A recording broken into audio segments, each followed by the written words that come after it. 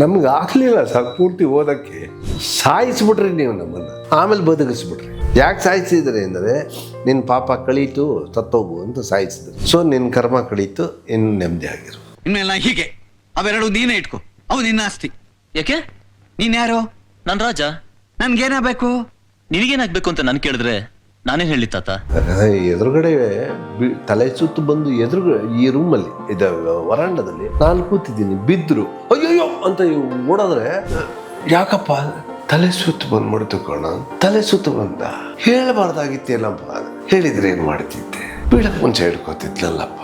Thanks ಅಂದ್ರೆ ಕೊನೆಗೆ ನಾನು ಹೆಲ್ಪ್ ಮಾಡಬೇಕು ಅನ್ನೋದು ನಿನ್ನಾಗೆ ನಿನ್ನಲ್ಲೇ ಬಂತಲ್ಲ. ನಾರಾಯಣ ತಮಾಷೆ ಮಾಡ್ತಿದ್ದೀನೋ? ಇಲ್ಲಿ ಬ್ರಹ್ಮೇಂದ್ರ ರೇಖಾ ಇಬ್ರು ಕಾಯ್ತಾ ಇದ್ದಾರೆ, ಮುಹೂರ್ತ ಮೀರ್ತಾ ಇದೆ, ನೀ ಇಲ್ಲೇ ಮದುವೆ ಹೇಗೋ ಆಗುತ್ತೆ, ಬೇಗ ಬಾ, ಇಲ್ಲವರ ಕಾಲ್ ಮುರಿದು ಬಿಡ್ತೀನಿ.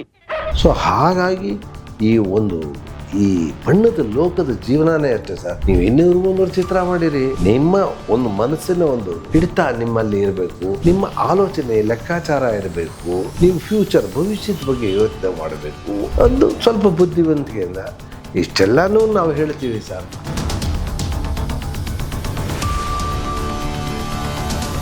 ಅವನು ನನ್ನ ಪ್ರಾಣ ಸ್ನೇಹಿತ ಕಣಯ್ಯ. ಕಾಲೇಜ್ ದಿವಸದಲ್ಲಿ ನಾವಿಬ್ರು ಅಣ್ಣ ತಮ್ಮಂದ್ರಿದ್ದಾಗಿದ್ದ.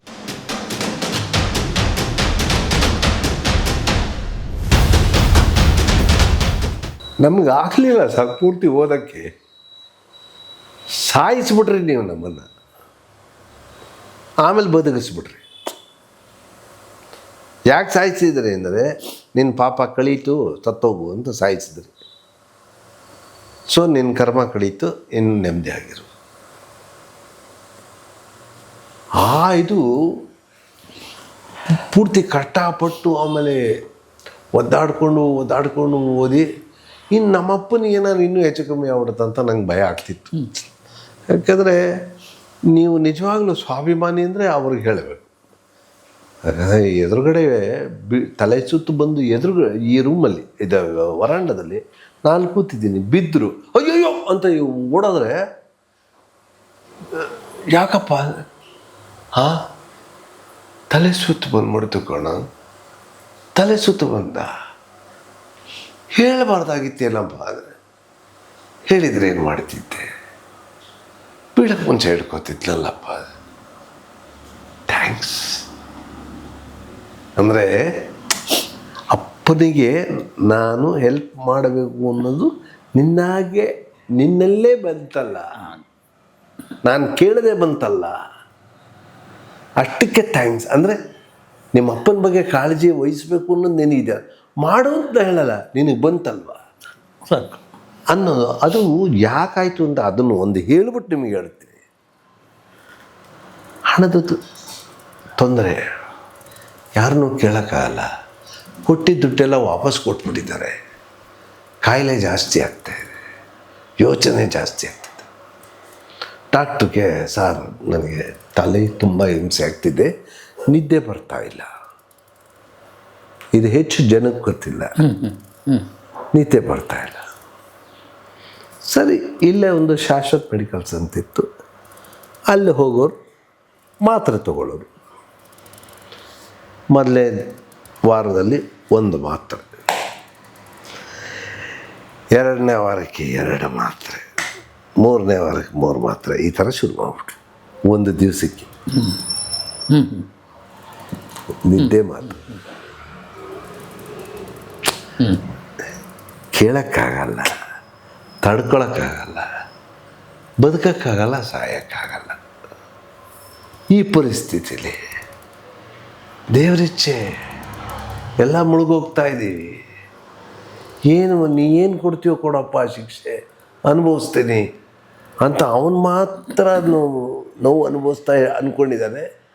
ನಮಗೂ ಗೊತ್ತಿಲ್ಲ, ನಾವೇನು ಅನುಕೂಲವಾಗಿರಲಿಲ್ಲ, ಈಗಲೂ ಏನಿಲ್ಲ. ನಾನು ಹೇಳ್ತೀನಿ, ಅದು ಬೇರೆ ಬಿಟ್ಟೆ. ಅಂದರೆ ಹೊಟ್ಟೆಗೆ ಇಲ್ಲ ಅನ್ನೋ ಥರ ಏನಿಲ್ಲ, ತಾಯಿ ಅನ್ನಪೂರ್ಣೇಶ್ವರಿ ಅನುಗ್ರಹದಿಂದ ಏನೋ ನಡ್ಕೊಂಡು ಹೋಗ್ತಿದೆ.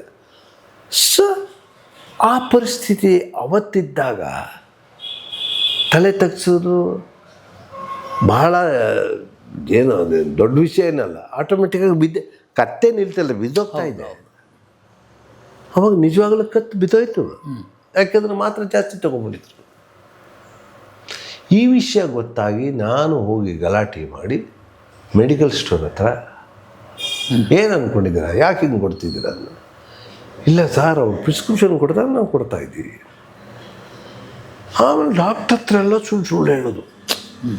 ಅಂದರೆ ನಾನು 2 ತೊಗೊಂಡ್ರು ನಿದ್ದೆ ಬರಲ್ಲ ಸಾರ್.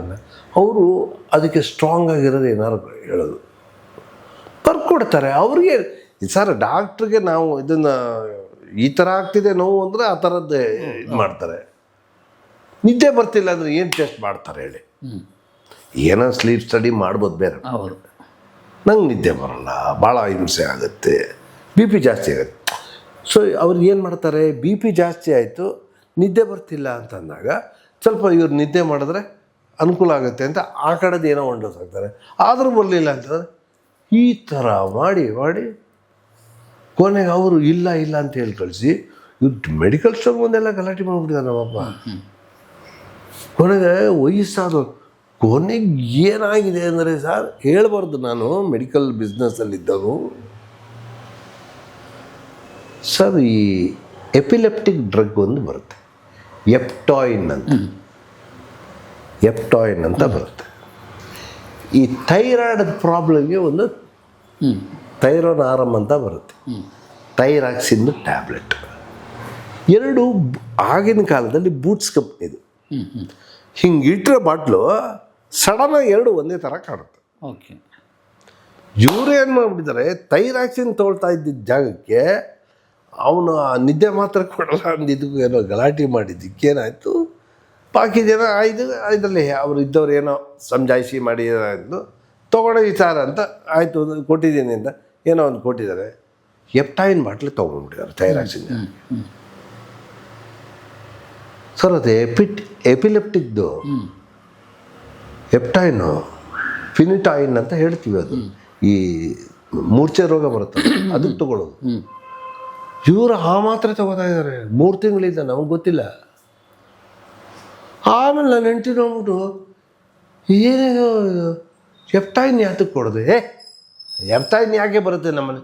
ಇಲ್ಲ ಅಪ್ಪನ ಹತ್ರ ಓಕೆ ಯಾರ ಇದು, ನಾನು ಮೆಡಿಕಲ್ ಸ್ಟೋರ್ ಇಟ್ಟಿದ್ದೆ, ಆ ಬಾಟ್ಲಲ್ಲಿ ಹಾಕ್ಕೊಟ್ಟಿರು. ಇಲ್ಲ, ಅದು ಹೊಸ ಬಾಟ್ಲ್ ಇದ್ದಾಗ ಇದೆ ಜಾಸ್ತಿ. ಆಮೇಲೆ ನೋಡಿದ್ರೆ ಫಿನಿಟಾಯಿನ್ನು ಇದು ತಗೋತಿದ್ಯಾ?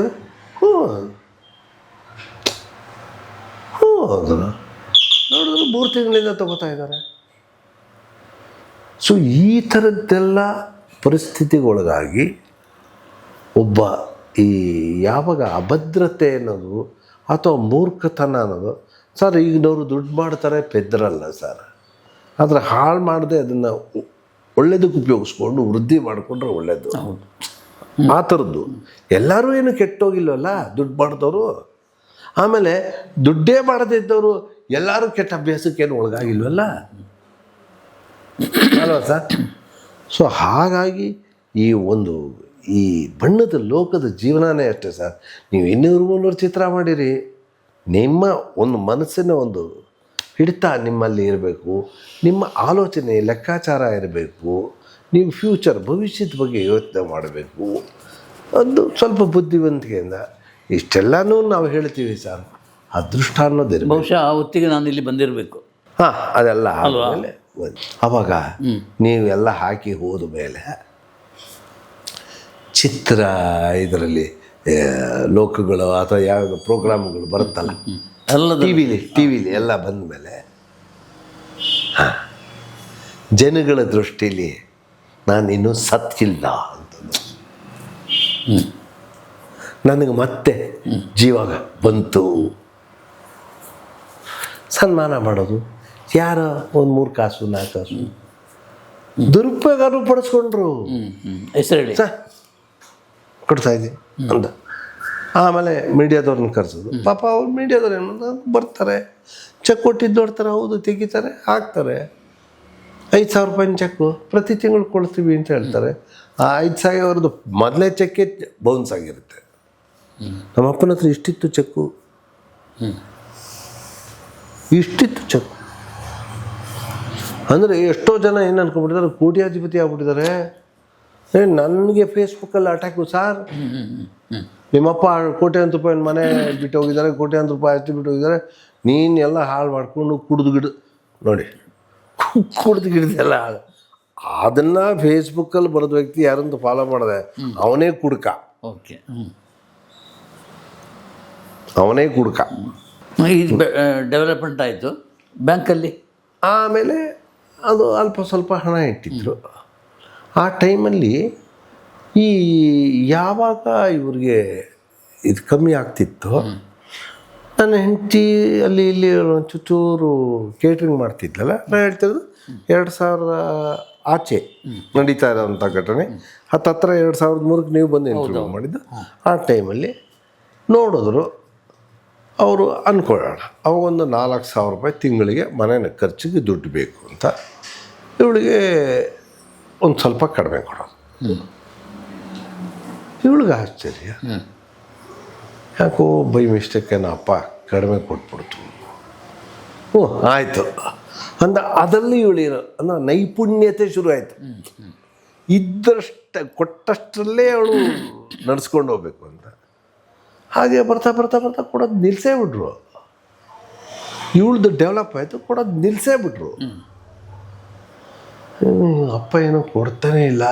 ಅಕಸ್ಮಾತ್ ಇವಳಿಗೆ ಯಾವುದೋ ಆರ್ಡ್ರ್ ಬರದೇ ಹೋದೇನೋ, ಈಗಿನ ಥರ ಡೈಲಿ ಕ್ಯಾರಿಯರ್ ಇರಲಿಲ್ಲ ಅಂತ.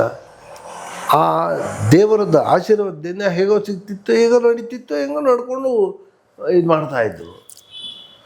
ಆಮೇಲೆ ನೋಡಿದ್ರೆ ಅವರ ಐಡಿಯಾ ಏನು ಅಂದರೆ, ಇವರು ಉಳಿಸೋಷ್ಟು ಗಳಿಸ್ತಾ ಇಲ್ಲ, ಇವರು ಉಳ್ಸೋಕ್ಕಾಗ್ತಾ ಇಲ್ಲ, ಈಗ ಮನೇದು ಹೇಗೋ ನಡೆಸ್ತಾ ಇದ್ದಾಳೆ, ಈಗ ನಾನು ಏನು ಮಾಡಬೇಕು ಅಂದ್ಬಿಟ್ಟು ಅದನ್ನೆಲ್ಲ ಉಳಿಸಿ ಬ್ಯಾಂಕಿಗೆ ಮಾಮೂಲಿ ಇಡೋ ಹಾಗೆ ಇಟ್ಕೊಂಡು, ಕೊನೆಗೆ ಇದಕ್ಕೆ ಅರ್ಹತೆ ಇರೋದು ನನ್ನ ಸೊಸೆಗೆ. ಅವಳು ಇದು ನಿಜವಾದ ಹಕ್ಕುದಾರಳು. ಅಂದರೆ ಅವಳು ಕೊಡಬೇಕಾಗಿದ್ದ ಹಣ ಇಲ್ಲಿ ಉಳಿತು, ನಾನು ಅದನ್ನು ಉಳಿಸ್ತಾ ಇದ್ದೀನಿ ಅಂದ್ಬಿಟ್ಟು 90 ಭಾಗ. ಅಂದರೆ ಏನು ಜನ ಏನೋ ಅಂದ್ಕೊಬಿಡ್ತಾರೆ, ಎಲ್ಲ ಕೋಟಿಗಟ್ಟಲೆ ಲಕ್ಷಗಟ್ಟಲೆ ಇದೆ. ಅವಾಗ ಅವ್ರಿಗೆ ಬರ್ತಿದ್ದಿದ್ದು ಫಸ್ಟು 7,000 to 8,000 ರೂಪಾಯಿ ತಿಂಗಳಿಗೆ ಬಡ್ಡಿ ಬರ್ತಿದ್ದಿದ್ದು. ಆವಾಗ ಮೆಡಿಸಿನ್ಗೆ ಸಾಲಲ್ಲ ಅಂತ ಹೇಳಿದ್ದು. ತದನಂತರ ಇವರು ಮನಮೋಹನ್ ಸಿಂಗ್ ಪ್ರೈಮ್ ಮಿನಿಸ್ಟರ್ ಆದಮೇಲೆ, ಫೈನಾನ್ಸ್ ಮಿನಿಸ್ಟರ್ ಆದಮೇಲೆ ಹಾಗೆ ರೈಸ್ ಆಯಿತು. 12ಕ್ಕೂ 13ಕ್ಕೂ ಹೋಗಿ ಆಮೇಲೆ ಇಳೀತು. ರೈಸ್ ಆದಮೇಲೆ ಅಂದರೆ ಮ್ಯಾಕ್ಸಿಮಮ್ ಹೋದ್ಮೇಲೆ ಅವ್ರಿಗೆ 13,000 ರೂಪಾಯಿ ಬರ್ತಿತ್ತು ತಿಂಗಳಿಗೆ. ಆಯಿತಾ? ಆ ಹಣ ಆವಾಗ ಲೆಕ್ಕ ಹಾಕ್ಕೊಳ್ಳಿ, 13,000 ರೂಪಾಯಿ ಬಡ್ಡಿ ಬರ್ತಿತ್ತು ಅಂತಂದ್ರೆ ಎಷ್ಟು ಇದು ಡಿಪಾಸಿಟ್ ಇತ್ತು ಅಂತಾನೆ. ಅದು ಏನೋ ನೀವು ಬಂದ ಮೇಲೆ ಅದನ್ನ ಹೇಳ್ತಾ ಇರೋದು. ಅದೆಲ್ಲ ಬಂದಿದ್ದ ಹಣನೂ ಅದರಲ್ಲಿ 90 ಭಾಗ ಅಂದರೆ 10,000 ರೂಪಾಯಿ ಆಗಿನ ಕಾಲಕ್ಕೆ ಸೀನಿಯರ್ ಸಿಟಿಸನ್ಗೆ 13% ಇದ್ದಾಗ ಬರುವಷ್ಟು ಹಣದಲ್ಲಿ 90 ಭಾಗ ಮಗುಗೂ ಮಾಡಲಿಲ್ಲ ಸರ್. 10% ಅಲ್ಲ ಅಲ್ಲಲ್ಲ, ಯಾಕೆ ಅಂದರೆ ಗಂಡ ಹೆಂಡತಿ ಒಳ್ಳೆ ಅಂಡರ್ಸ್ಟ್ಯಾಂಡಿಂಗಲ್ಲಿ ಹೌದು ಅಷ್ಟೇ. ಅವ್ನು ತಪ್ಪು ತಿಳ್ಕೊಳ್ಳಲ್ಲ, ನನ್ನ ಹೆಂಡತಿನ ಕೈ ಬಿಡಲ್ಲ. ದೊಡ್ಡ ಆಸ್ತಿ ನನಗೆ ಕೊಟ್ಟ ಸರ್, ಚಿಕ್ಕ ಆಸ್ತಿ ಅವಳಿಗೆ ಕೊಟ್ಟ ಸರ್. ಏನು ದೊಡ್ಡ ಆಸ್ತಿ ಅಂದರೆ ಮಗನ ಮೇಲೆ ಇಟ್ಟಿದ್ರಲ್ಲ ಭರವಸೆ. ನನ್ನ ಮಗ ತಪ್ಪು ತಿಳ್ಕೊಳ್ಳಲ್ಲ, ನನ್ನ ಸೊಸೆ ಹೆಸರಿಗೆ ಮಾಡಿದ್ರೆ ನನ್ನ ಹೆಂಡತಿನ ಕೈ ಬಿಡಲ್ಲ, ನೋಡ್ಕೋತಾರೆ. ಸಾಕಲ್ಲ ಸರ್, ಅದಕ್ಕಿಂತ ಇನ್ನೇನು ಬೇಕು ಸರ್? ಹೌದು. ನಮ್ಮಪ್ಪ ನೀವು ಚಾಮಯ್ಯ ಮೇಷ್ಟ್ರು ಅಂತಿರಲ್ಲ, ನೀವು ಚಾಮಯ್ಯ ಮೇಷ್ಟ್ರು ಅಂತ ನೋಡೋಕೆ ಮುಂಚೆನೇ ಅವ್ನು ಮೇಷ್ಟ್ರು ಆಗಿದ್ದ.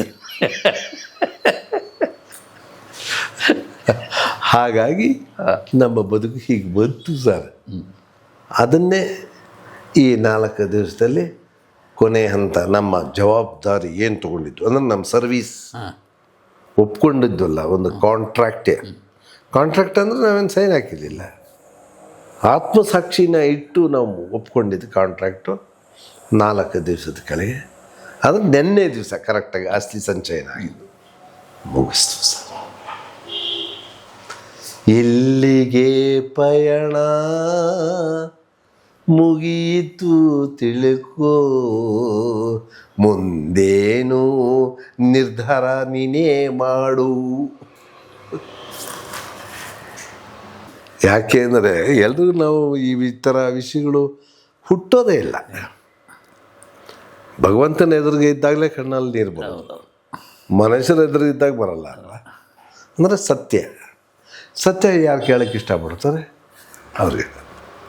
ಎಸ್, ಒಳ್ಳೆಯದಾಗಲಿ. Thank you. ಇಲ್ಲಿಗೆ ನಮ್ಮ ಕಾರ್ಯಕ್ರಮದ ಮುಕ್ತಾಯದ ಕರೆಕ್ಟಾದ ಜಾಗ. Thank you Shankar ji, thank you.